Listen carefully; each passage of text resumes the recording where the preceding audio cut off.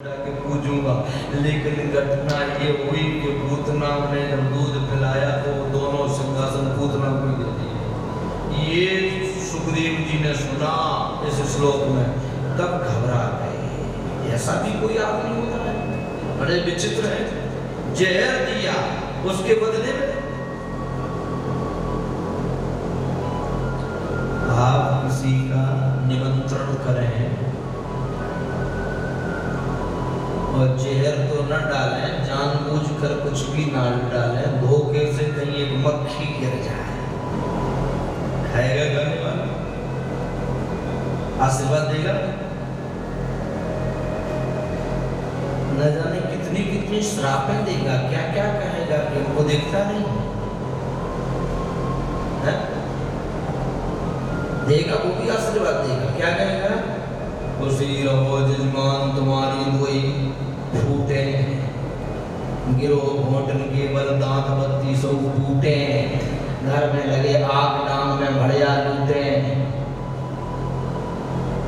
लेकिन भगवान ऐसा नहीं। भगवान तो जहर पीकर भी और अपने माँ के जो सिंहासन थे उनको दे दिए। ये जब सुखदेव जी ने सुना तो समझ गए कि इतना बड़ा दयालु तो कोई है ही नहीं। एक व्यक्ति किसी को गालियां दे, वो उसको आशीर्वाद देगा है? ये जहर दे रही है और इनको आप गाली देकर इनको प्रॉपर्टी दे दोगे इनाम में।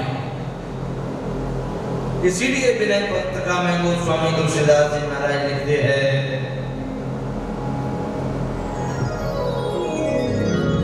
ऐसो को दयालु जन माही, ऐसो को दयालु जन माही, बिन सेवा जो द्रव्य दीन पर, बिन सेवा जो द्रव्य दीन पर, राम सर से को नाही, ऐसो को दयालु जग माही।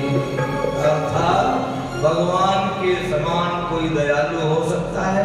बिन सेवा जो द्रव्य दीन पर। आपकी दुकान पर रोज झाड़ू लगाएगा, शायद 1% दया आ जाए, नहीं तो सोचो कि रोज लगाते हैं, काम है इनका, मिलता है। रोज प्रणाम करे आपकी, अरे भाई इनका काम ही यही है, मिलता भी तो है हमसे। पर ये भावना नहीं आएगी। जो सेवा करे फिर भी हम उसके ऊपर दया नहीं कर पाते इतनी। और भगवान बिन सेवा जो द्रव्य दीन पर, बिगर सेवा के उसकी दीनता को, उसकी गरीबी को, उसकी मजबूरी को देख करके उसके ऊपर दया करें। इसीलिए वो दीनानाथ है,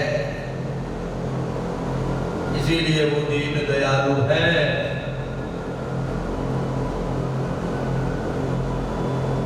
सुखदेव जी ने कहा, भैया ये श्लोक तुम्हारे पास कहां से आया? ब्राह्मण बालकों ने कहा भैया हमारे गुरुदेव भगवान के पास ऐसे 18,000 श्लोक हैं। कितने? चलो, जो सुखदेव जी गर्भ से सीधे चले गए थे, आज भागवत की कृपा से, भागवत से आकर्षित होकर के पुनः व्यास जी के पास आए। जैसे गुरु शिष्य पढ़ाई करते पढ़ाते हैं, कम से कम समय में सांसारिक नियम को फॉलो करते हुए कि बगैर पढ़े कहां से आ गया, और फिर प्रणाम करके पुनः जंगल को चले गए। बोले सुखदेव भगवान की। ध्यान दें, कथा होने के बाद शाम को यदि आप कंप्लेंट करते हैं किसी भी प्रकार की, तो वो एक दिन की कथा का तो नुकसान हो ही जाता है ना। अभी भी आज यदि कहीं कोई मिस्टेक हो माइक में या कहीं भी किसी प्रकार आपको समझ में ना रहा हो, तो बीच में आके ही यहाँ अपना सुझाव सलाह दें ताकि वो सुधार किया जा सके। बोलो जय श्री कृष्ण।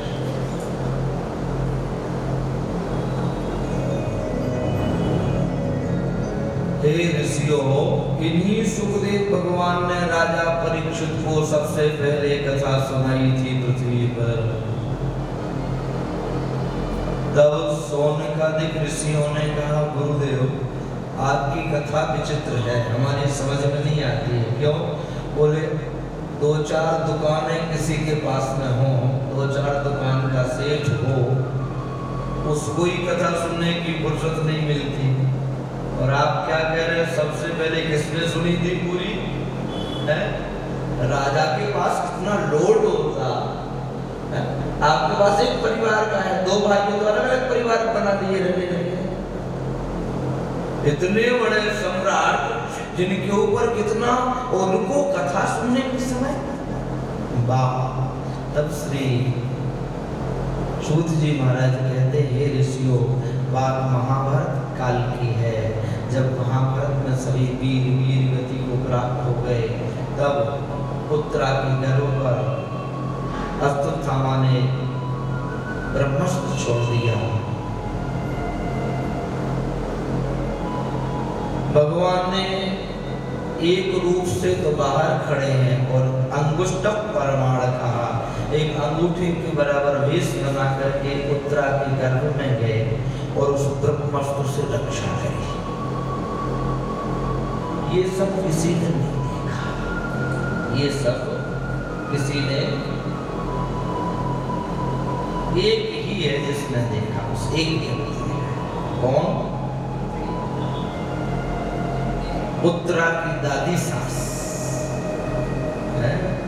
कुंती मैया ने देखा कि ये जो है गर्भ में मेरी पौत्र वधू की गर्भ की रक्षा करने के लिए, जिनके लिए कहा जाता है भय प्रगट कृपाला, भय प्रगट गोपाला, वो जिनके लिए कहा जाता है कि प्रकट होते हैं। ठीक है भाई, जो धरती पर संपूर्ण धरती का कल्याण करने के लिए प्रकट होते हैं, लेकिन हम देशों को बचाने के लिए गर्भ में मलमूत्र की भट्टी में भी चले जाते हैं, तो कोई नहीं कर सकता ऐसा। और सुनो, भगवान जिसको चाहे उसको समझा दे, जिसको न चाहे उसके लिए वर्षों तक भगवान नाटक करेंगे समझाने का, पर वो समझेगा नहीं, क्योंकि भगवान समझाना नहीं चाहेंगे। देख लो ना, है? बाली को मार दिया, जिसके पति का मर्डर कर दो तो पत्नी आए, क्या कहेगी? क्षमा करेगी, खून पी जाएगी तुम्हारा। लेकिन लिखा है भगवान ने केवल 2-4 शब्द कहे और पत्नी समझ गई।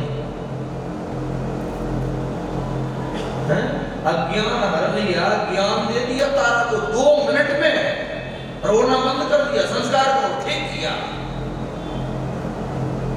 इतनी बड़ी बुराई में, मर्डर में कुछ ये नहीं दिखा कि मार दिया, कोई दोष नहीं। और ये कह रही है कि योग, जो बड़े बड़े योगियों को गति नहीं मिलती है, वो तुम्हें भगवान ने दे दी। भाग्यशाली, क्योंकि जिसे वो समझाना चाहते हैं वो जल्दी समझ जाता, जिसे नहीं समझाना चाहते हैं, तो आपने देखा दुर्योधन है, शांति दूत बन के गए ना, खुद को बंधवा दिए, सब कुछ किए, समझे तो नहीं। क्या कौरव समझे? यानी जिनको वो समझाना चाहे वो समझ जाता, जिसको न समझाना चाहे तो वो नाटक भले करते रहे, पर वो समझने वाला। इसलिए प्यारे बंधुओं, कथा आती है कि कुंती ने जो भगवान को गर्भस्थ उदर में जाते देखा, निकलते देखा, तो भगवान जैसे ही निकले तो कुंती मैया ने भगवान की स्तुति की। उस स्तुति में कुंती मैया कहते हैं कि हे भगवान, यदि किसी की मानव देह प्राप्त करके दर्शन करना चाहिए तो वो आप हैं, यदि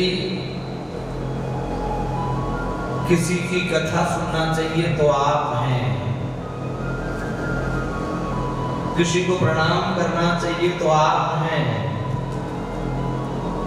और विडंबना ये है कि लोग आपको समझ नहीं पाते हैं।